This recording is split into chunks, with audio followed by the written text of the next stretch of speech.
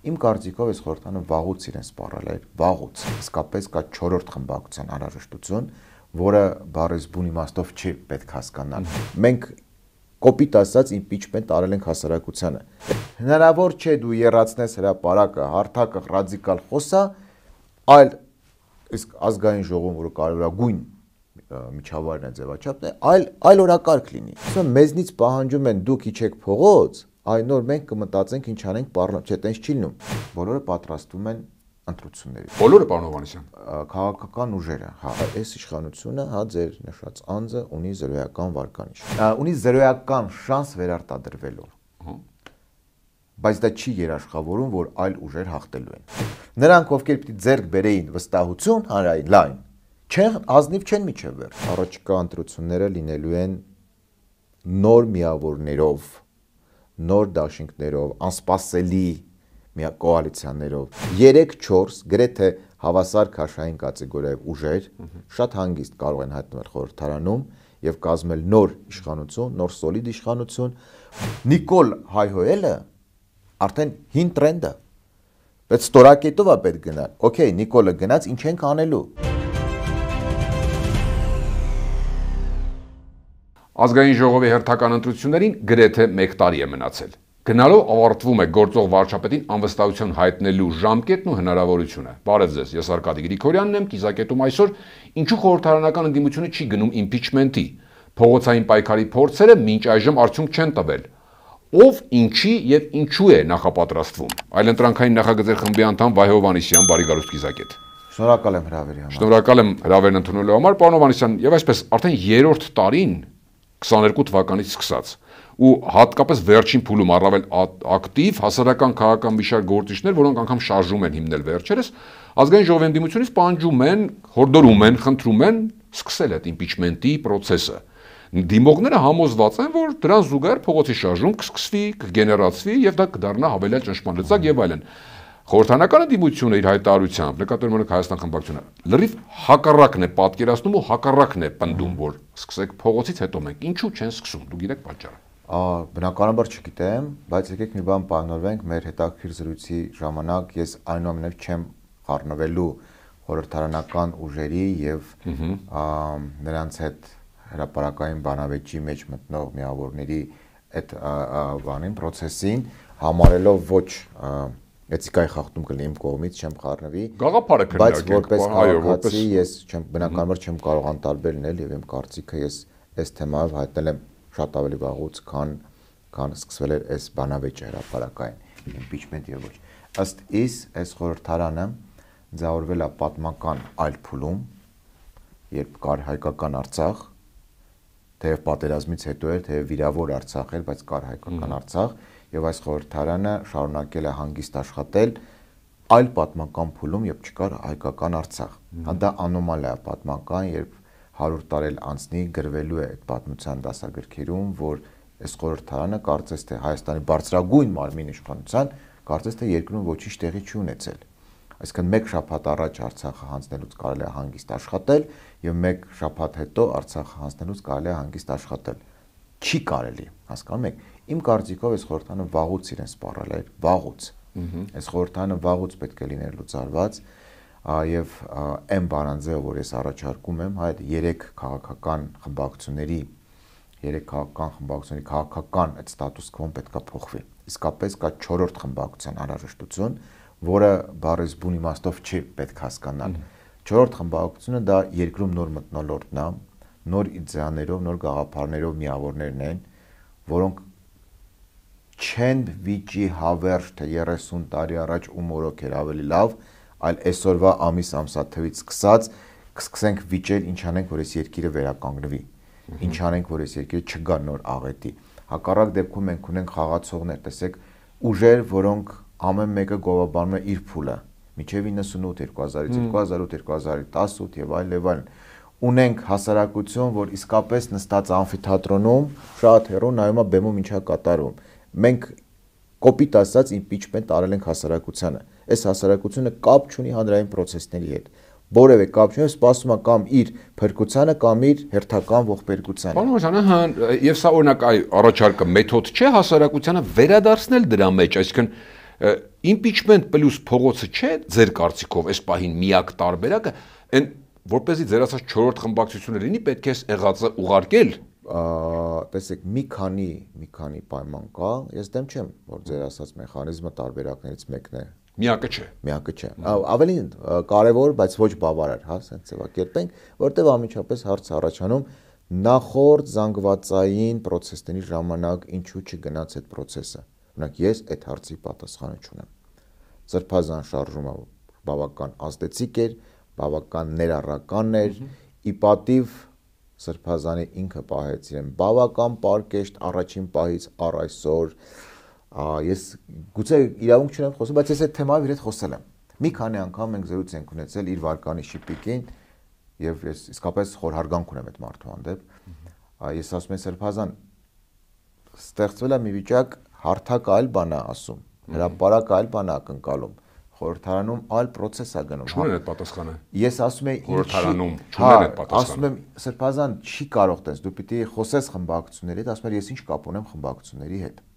Ֆորմալ տեսակետից ինքը բարձրաստիճան հոգեվորական էր եւ տեղյակ չէր, գուցե շատ լավ է որ տեղյակ չէր քաղաքական հարաբերությունների նյուանսներից։ Բայց գիտեք, ստացվում էր իսկապես 2-3 ձևաչափով իրականություն։ Եվ լայն հասարակությունը, որ գալիս էր տուն նայում էր հեռուստացույց, ասում էր լավ, հրապարակը կարծես թե լիքն է։ Հարթակը կարծես թե լավն է։ Ոչ հներն են, ոչ նորերը, ոչ թալանչիները, ոչ վարկա, էլով եթե ոչ մեկը հոգեվորական թողել է իր գործը եկել։ Բայց նայում եմ ազգային ժողովում հանդարտ կյանքը գնում է, հարց ու պատասխան, նորմալ քննարկումներ եւ այլն։ Այս մարդիկ իսկապես կոգնիտիվ դիսոնանսի մեջ էին։ Չեն հասկանում 100,000-ների մասին է խոսքը։ Հնարավոր չէ դու եռացնես հրապարակը, հարթակը ռադիկալ խոսա, այլ իսկ ազգային ժողովում, որը կարևորագույն միջավայրն է ձևաչափն է, այլ օրակարգ լինի։ Լավ, առանց անձերին կպնելու, պարոն Օմասյան, լավ, տեսեք, այդ պահին ձեր նկարագրածով ստացվել էր այն, ինչը հիմա ուզում է խորհրդարանական ընդդիմությունը, եռացող փողոց, բայց այդ դեպքում հարց կան, ժողովուրդ ինչի impeachment չնախաձեռնեցիք։ Եկեք sense մի հատ նայենք։ Այդ հարցը մի քիչ ձևակերպում կա, հենց փողոցը եռա, մենք կանենք impeachment, լսեք։ Ուղիղ տեքստով ասում։ Բան չի, փողոցը եռում էր մեր նման մարդկանցով, որոնք մանդատ չունենք եւ մենք մեր երեխաների ձեռքը բռնած այդ փողոցում ենք եղել։ Չի կարող ստացվել սալոնային խորհրդարան, հա, ինչ որ խորհրդարան, այդ ասում եք էլի ինքն իր համար։ Փողոց եռացնելը բոլորիս գործն է, ամեն մեկս։ Նախ այդ եռացնել բառը այնքան էլ հաջող բառ չի, դա փողոցային հանրային բան, ակտիվության ինչ որ պիկ էր, որը կարող է ճնշման գործիք բնականաբար, դա վաղուց պիտի տենց լիներ։ Դա վաղուց պիտի տենց լիներ։ Հիմա բայց ստացվում է մեզնից պահանջում են դուք իջեք փողոց, այն նոր մենք կմտածենք ինչ անենք պարլամենտ, չէ, տենց չի լինում։ Իսկապես կա մարդիկ, որոնք ունեն մանդատ, որոնք մանդատ ստացել են մեր նման 100,000-ավորների ձայներով, անկախ թե ով որ ուժին է տվել։ Մոռանանք որ ստանալուց ինչ են ասել։ Գնում ենք հեռացնելու Նիկոլ Փաշինյանին ուղիղ տեքստով։ Այս իրավիճակն է։ Հիմա այստեղ պարզ է, ակնհայտ է, որ բոլորը պատրաստվում են ընտրությունների։ Իրականում բոլորի մենք երեխաներ չենք, մենք միամիտներ չենք։ Բոլորը, պարոն Հովհաննիսյան։ Քաղաքական ուժերը, հա։ Բոլորը։ Դե բա ում։ Եթե մի ուժ արտահերթ հերթական էական չէ, բայց իմ տպավորությամբ պետք է այո պատրաստվում են։ Հիմա ստեղ ունենք մի հատ մեծ թակարդ, որի մասին ես ուզում եմ ձեր հետ թակարդը որը իրատեսական է Փաշինյանին հաղթել թե ոչ 26։ Դա էլ ամենամեծը չէ, որտեղ տեսեք ինչ խնդիր կա։ Այս իշխանությունը, հա, ձեր նշած անձը ունի զրոյական վարկանիշ։ Ունի զրոյական շանս վերարտադրվելու։ Բայց դա չի երաշխավորում, որ այլ ուժեր հաղթելու են։ Հասկանում եք։ Այս իշխանությունը իսկապես կորցրել է սոցիալական բազան, ինքը իրան պահում է ամեն ինչը կորցրած մեկ օրվա հոգեվիճակով ապրող մի հատ թիմի, եւ որը իսկապես չունի քաղաքակիրթ ճանապարհով վերարտադրվելու որևէ շանս։ Բայց դա չի երաշխավորում, որ ոչ իշխանական ուժերը հաղթելու են։ Սա կասեմ ինչ իմաստով։ Սա բերելու է մեր բոլորի ծանր պարտությանը։ Այն պարտությանը, որ մենք այսօրվա մեր ելակետից չենք պատկերացնում։ Իսկապես, որտեղ թշնամիներն է նույնը մնացել, բարձունքների նստած Սյունիքի, Ջերմուկի եւ այլն, ռեգիոններն է նույն եռացողը մնացել, միջազգային բոլոր կոնֆլիկտներն են մնացել, մեր անդաշնակից վիճակներն է նույնը մնացել։ Եվ ես ասում եմ, եթե մենք չկարողանանք զրոյական վերարտադրման շանս ունեցող իշխանությանը հեռացնել, չկարողանանք հաղթել, մենք պարտվելու ենք բոլորս։ Հիմա գանք թակարդի մասով։ Ինձ ամենաշատը անկեղծ մտահոգում է հետևյալը, որ քաղաքական ուժերից շատերը ազդեցիկները պատրաստվում են նախորդ ընտրություններին, հա, ոչ թե հաջորդ, այլ իրենց հոգեվիճակը, իրենց ասելիքը, իրենց պատկերացումը կարծես թե նախորդ ընտրությունների մասին, նախորդ Հայաստանի մասին են։ Ես հարգում եմ բոլոր նախագահների օրոք բերված ձեռքբերումները։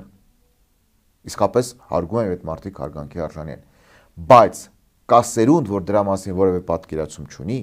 եւ կա լայն հասարակություն, որ ասում է, հա հետո ինչ, բա հետո ինչ է լինելու։ Դուք իմ հետ խոսեք, վաղը ինչ է լինելու։ Մարդիկ իսկապես պարտավոր չեն ապրել 91-ից 18-ի լավ հիշողություններով, հա, առողջ հասարակությունները ուզում են ապրել այսօրվանից, 25-ից 26 թվականից հետո իր ընտանիքի, իր քաղաքի, իր գյուղի, իր ճակատագրի հետ ինչ է լինելու։ Այս թեզերը մեր քաղաքական հիմնական ուժերը չեն ասում։ Սա է խնդիրը։ Չէ, բայց կներեք, ճիշտ է ընտրությունների հասցնել ամեն ինչ, որտեղ տեսեք Սերժ Սարգսյանը երեք էլ կրկնեց, որ իրենք հանրապետական ուղիղ տեքստով մենք իշխանափոխության են գնում, ընտրություններ չենք էլ քննարկում, անգամ ծրագիր ունենք։ Ռոբերտ Քոչարյանն մի փոքր էլ տեսակետ ունենանք չեն բացառում, այսինքն ավելի ոնց որ պատրաստվում են ընտրության։ Հիմա այս իրավիճակում ես իմ տեսակետը ասեմ, այ էլի չմտնելով երկու նախագահների հարգարժան անձանց բանավեճի մեջ պատասխանը ճիշտ է հասցնել վիճակը 26-ին։ Բայց դա մեր ձեռը չի։ Այս քաղաքական ուժերի մասն է խոսքը։ Կարող է չկարողանան չհասցնել։ Այդ դեպքում հարցը 21 թվականից չենք հասցրել։ Ես չպետք է բացառել եւ հերթական եւ արտահերթ։ Այն վիճակն այսօր Հայաստանում եւ ռեգիոնում, այդ Թունիսի տատիկի պատմությունը մի կանաչից կարող է բռնկվի։ Այն վիճակն է Հայաստանում, որ եւ ռեգիոնում Հայաստանի շուրջ ամեն ինչ կարա լինի, բայց եթե մենք ասենք մենք չենք պատրաստվում հերթականին, ապա ի սկզբանե դու տալիս ես մեծ մի հատ կանաչ ճանապարհ գործող այս թիմին, ասել մի կերպ ձգեք հերթական, մենք անպատրաստ ենք լինելու։ Այսինքն հերթականին պետք է պատրաստել, բայց ճիշտ պատրաստվել, հերթականին էլ պետք պատրաստվել։ Ես եթե չեմ սխալվում, ձեր տաղավարում 1 տարի առաջ մենք այս թեմայով մոտավորապես խոսում ենք մոտապես դա։ Եվ ասես մի բան քննարկեցինք, որ մենք միշտ անպատրաստ ենք, համ հերթականին, համ արտահերթին, համ խաղաղությանը, համ պատերազմին։ Դա միշտ բերում է պարտության։ Ըստ իշ տարբեր ճիշտ բանաձև է տոնը, այո պետքա պատրաստ լինել եւ արտահերթ ընտրությանը եւ արտահերթ զարգացումներին,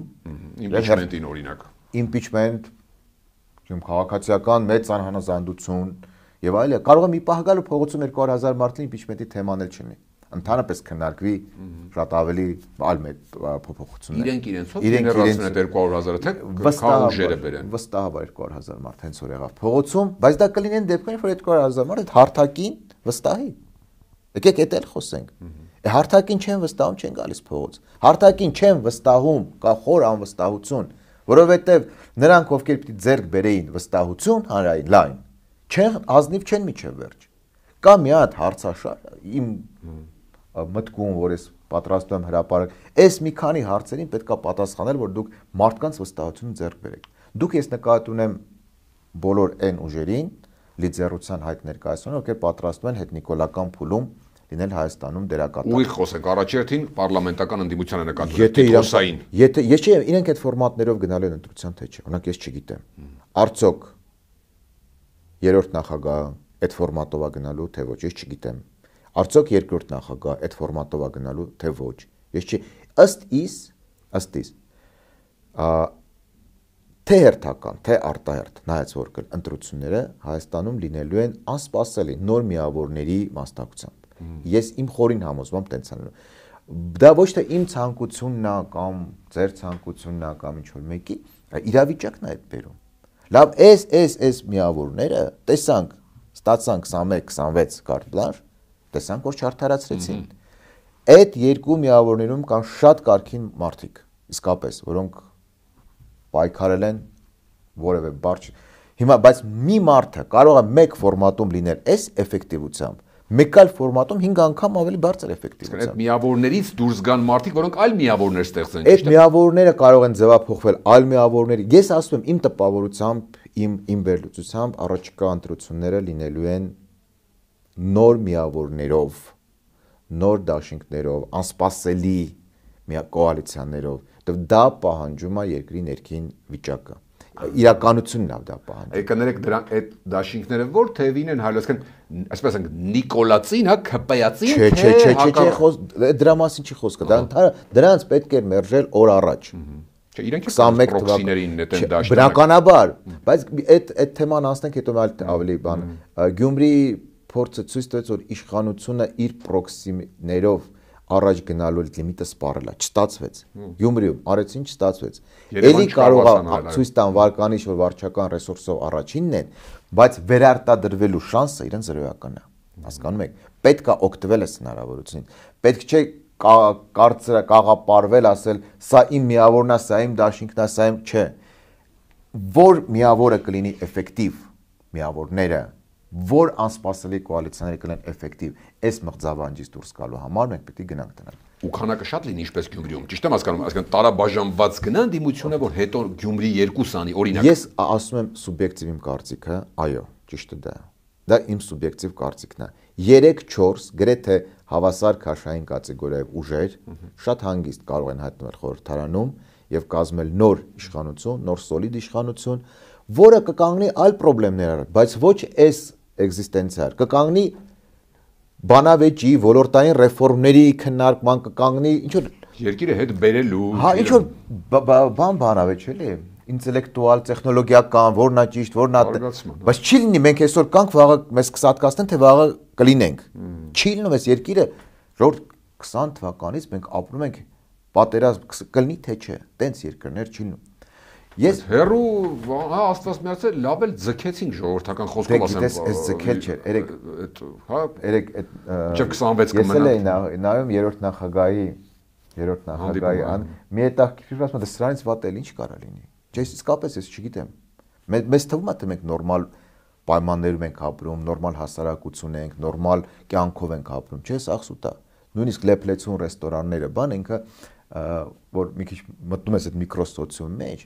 ամենտեղ լարվածություն, ամենտեղ կաշկանդվածություն, անվստահություն, տագնապ կա հասարակության մեջ, չի կարա արդեն 5-7 տալ։ Երեք մի հատ sense բան կա մայիսի 9-ն էլ մոտենում է, երբ որ հեռավոր 1945 թվականին այդ Ֆելդմարշալ Կեյտելը կապիտուլյացիայի թուղթը ստորագրում էր Գերմանիայի, այնպես մի հատ հայտնի պատմություն, մտնում է դահլիճ եւ տեսնում են նստած են խորհրդային միություն, Միացյալ Նահանգները, տեսնում եմ ֆրանսիական մարշալներն էլ են նստած եւ այդ ասում եմ մենք սրանց ենք պարտվել։ Այդ կարծեմ ֆիլմում էլ կա։ Գիտեք 21 թվականից հետո մենք բոլորին պարտվել ենք։ 21 թվականի խորհրդարանական ընտրություններից հետո, երբ որ մենք 680,000 ձայնով վերարտադրեցինք այս իշխանությանը, մենք պարտվել ենք ոչ միայն Ադրբեջանին, այլև մենք բոլորին պարտվել ենք։ Մենք մեր ներսում ենք պարտվել։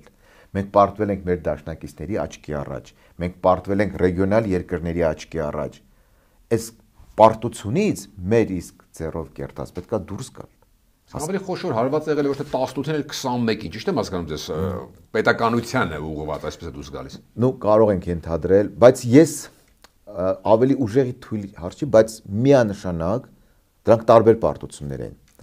18-ն էլ էր պարտություն, ծանր 20-ն էլ հասկանալի է։ 21 թվականի ընտրությունները մենք մեր ձեռքով պարտություն ենք մեզ շնորհել։ Պարտության օլիմպիադայում բերել ենք առաջի տեղի մեդալը, կախել ենք մեր վզին, հայ ժողովուրդը իր ձեռով։ Եվ հիմա երբ որ զարմանում են, ասում են ռուսո պատրիարք Ալիևներին ինչի է բան տալիս, Ժորժ ջան, բա պարտվել ենք եւ իրավունք չունենք ասելու։ Կվերականգնես քո չպարտվածի կարգավիճակը։ Ներսում, հələ սահմաններին գործ չունես։ Սահմաններին մենք առաջիկա երկար տասնյակներում միայն դեսկալացիայի խնդիր պիտի լուծենք։ Ներսում կասես ես բրծա պարտության էջը։ Կտեսնեք ոնց է փոխում մեր հանդեպ, բոլորիս հանդեպ աշխարհի վերաբերմունքը։ Մենք պարտվել ենք բոլորին եւ բոլորովս ենք պարտվել 21 թվականի ընտրությունների արդյունքում։ Հիմա դա պետքա փոխվի։ Պարոն Մեսյան, ելի երրորդ նախագահին, քանի որ թարմ է մի բան մեջ բերեմ, թվում է թե շատ առաջին հայացքից պարզ բան է ասում, բանալի բան է ասում։ Երեք ասած որ ժողովուրդ, ես անձամբ ես հանրապետական իմ նպատակը թիվ 1 իշխանափոխությունն է, ոչ թե այսպես իշխանության գալը կամ հեղինակություն ձեռք բերելը, ինչպես ուզում եք ձևակերպել։ Դրանով նաև ակնարկում ուղիղ կոչանում նույն ձև անել մյուսներին, բայց ընդդիմադիր դաշտում կարծես թե ոչ բոլորն են այդպես մտածում։ Ինչի եմ այդպես, որովհետև այդ ներքին իրար հարվածելը ինչ որ առնում, նաև դրա մասին է ենթադրել տալի շատ վերլուծաբաններ, որտեղ տեղ են նախապատասխանում գալիք ընտրություններ։ Այս նման որակի ընդդիմություն, այսինքն դուք տեսնում եք բոլորի մոտ, որ ուղիղ ընդամենը առաջին հերթին Փաշինյանին հերացնելու գաղափարն է դրած առաջնակետում։ Այդ չի խանգարում արդյոք։ Մենք քիչ առաջ խոսեցինք իմ պատկերացմամբ այդ 3 խմբակցությունների քաղաքական իրականությունը պետքա փոխվի, պետքա գա 4-րդ խմբակցության իրականություն։ Հա ինձ միանգամել է դա ասում են ում նկատում, չէ, 4-րդ խմբակցություն ասելով նկատի ունեմ նոր միավորներ քաղաքական, նոր ասելիք, նոր խաղի կանոններ։ Այսինքն անգամ այդ 3-ը իրար կոպիտած խփենք, խառնենք նաև կարող է այդպես էլ լինի, այդ 3-ից էլ լինեն մարդ։ Ես չեմ բացառում, ավելին հավանական է։ Դուրսը կան մեծ պոտենցիալ կա հանրային գործիչների, մեծ պոտենցիալ, որոնցից շատ-շատերը ձերս լավ տաղավարում լինում են, շատ գրագետ խոսում են, ես որպես լավ ունկնդիր լսում եմ, ինձ հետաքրքիր է։ Մեծ պոտենցիալ կա հանրային գործիչների, որոնք հենց կոչվում են նոր էլիտա։ Նոր էլիտան լուսնից տիեզերանով չի գալու։ 5, 6, 7 տարում թրծված, կայացած սկզբունքային մարդիկ են։ Մեծ քանակի մարդիկ կան, որոնք խորհրդարանում չեն եւ ընդհանրապես չեն հետաքրքրվում այս խորհրդարանով եւ երևի ճիշտ էլ անում են։ Բայց իրանք տեսակետ ունեն, իրանք գաղափար ունեն, իրանք միտք ունեն, իրանք պինդ են պահել իրենց։ Հիմա այդ մարդիկ պիտի տարբեր միավորներում տեղավորվեն, որ գնան խորհրդարան։ Եթե մենք այդ մեր սակավաթիվ հարստություններից մեկն է չօգտագործենք, ելի ասենք մենք գնում ենք շքախմբային ընտրության, ով ավելի լավ է գցնում կամ ավելի լավ է գովում, այս որակով,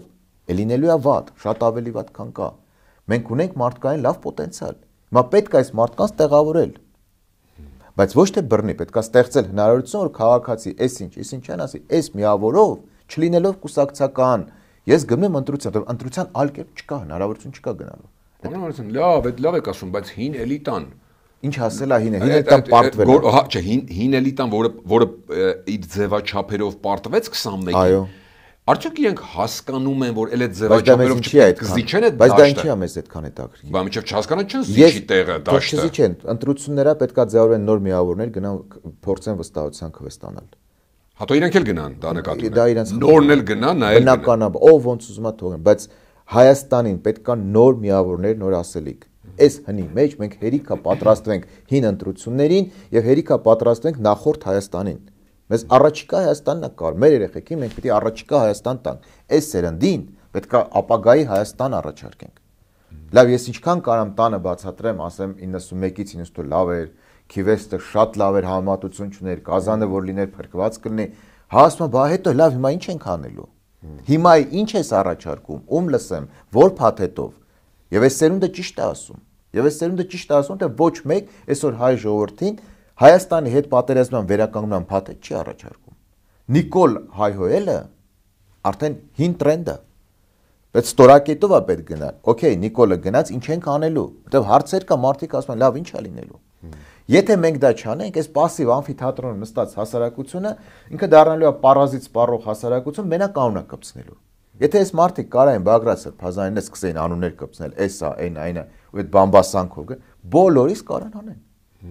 Այստեղ պետք է իդեա տաս, որ մարդիկ ներքաշվեն իրենց կյանքի փոփոխությանը։ Այս հասարակությունը չի անկեղծ եմ ասում, հարցրեք,